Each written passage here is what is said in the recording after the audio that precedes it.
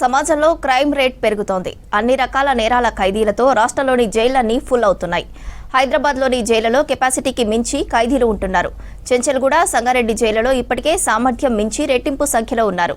రాష్ట్రంలోని మరికొన్ని కీలక కారాగారాల్లో 50 నుంచి 60% వరకు ఖైదీలు అదనంగా ఉంటున్నట్లు తెలుస్తోంది.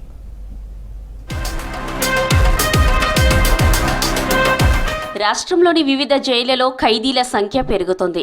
డిఫరెంట్ క్రైమ్ కేసులతో జైళ్లకు వెళ్తున్న వారు ఎక్కువవుతున్నారు. డ్రగ్స్ కేసుల్లో నిందితులు పెరగడంతో దీనికి కారణమని అంటున్నారు అధికారులు. రిమాండ్ ఖైదీలను తరలించే జైళ్ల పరిధిని మార్చడం కూడా మరో కారణంగా చెబుతున్నారు. ఇలాగే జైళ్లలో రద్దీ కొనసాగితే ఖైదీల్లో మానసిక సమస్యలు పెరిగే అవకాశం ఉందన్న ఆందోళన వ్యక్తమవుతోంది. హైదరాబాద్, సైబరాబాద్ కమిషనరేట్ పరిధిలో డ్రగ్స్ కేసుల్లో పట్టుబడుతున్న నిందితులందరినీ చెంచల్గూడకే తరలిస్తున్నట్లు తెలుస్తోంది.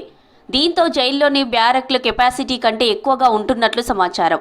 గతంలో ప్రస్తుత పరిస్థితికి కొంత భిన్నంగా ఉండేది. ఎల్బీ నగర్, రాజేంద్రనగర్, షాద్ నగర్ కోర్టుల్లో రిమాండ్ ఖైదీలను చర్లపల్లి జైలుకు తరలించేవారు. ప్రస్తుతం పరిస్థితి మారింది. చర్లపల్లికి తరలించేందుకు ట్రాన్స్పోర్ట్ వ్యయం పెరగడం, ఎస్కాట్ సమస్యతో కోర్టుల పర్మిషన్ తీసుకుని చెంచల్గూడ జైలుకే ఖైదీలను తరలిస్తున్నారు. చెంచల్గూడ జైల్లో 1250 మంది ఖైదీల సామర్థ్యం కలిగి ఉండగా ప్రస్తుతం 2103 మంది ఖైదీలు జైల్లో ఉంటున్నట్లు తెలుస్తోంది. ఖైదీల రద్దీ పెరగడంతో గతంలో క్లోజ్ చేసిన వీఐపీ బ్యారక్ను తెరిచి సర్దుబాటు చేస్తున్నారు. ఇక రోజుకు సగటున 500 వరకు ములాఖత్లు ఉంటున్నట్లు తెలుస్తోంది. ఖైదీల సంఖ్య పెరుగుతుండటంతో కుటుంబ సభ్యులకు ములాఖత్ కష్టమవుతోంది. జైల్లో డ్రగ్స్ కేసుల నిందితుల చేష్టలు అధికారులకు తలనొప్పిగా మారుతున్నాయి. డ్రగ్స్ వ్యసనం నుంచి బయటపడలేక వ్యసనానికి బానిసలైన వారు అధికారులకు తలకు మించిన భారంగా మారుతున్నారు.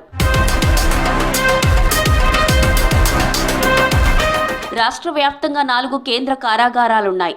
7 జిల్లా జైళ్లు, 29 సబ్ జైలు సహా 2 మహిళా జైళ్లు, 3 ఇతర జైళ్లున్నాయి. మొత్తం జైళ్ల సామర్థ్యం 7392 ఉండగా ప్రస్తుతం 7667 మంది ఖైదీలున్నారు. వీరిలో అత్యధికంగా విచారణ ఖైదీలు 4791 మంది, శిక్ష ఖరారైన ఖైదీలు 2023 మంది ఉన్నారు.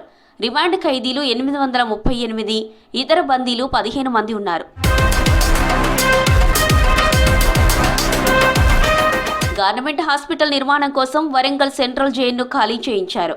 దీంతో వరంగల్ జైలుకు చెందిన 1000 మంది ఖైదీలను హైదరాబాద్, కరీంనగర్, ఖమ్మం, నిజామాబాద్ జైళ్లలో సర్దుబాటు చేశారు. 90 కోట్ల వ్యయంతో నిర్మిస్తున్న సిద్దిపేట జిల్లా జైలు అందుబాటులోకి వస్తే కొంతవరకు ఈ సమస్య తీరుతుందని జైళ్ల శాఖ వర్గాలు చెబుతున్నాయి.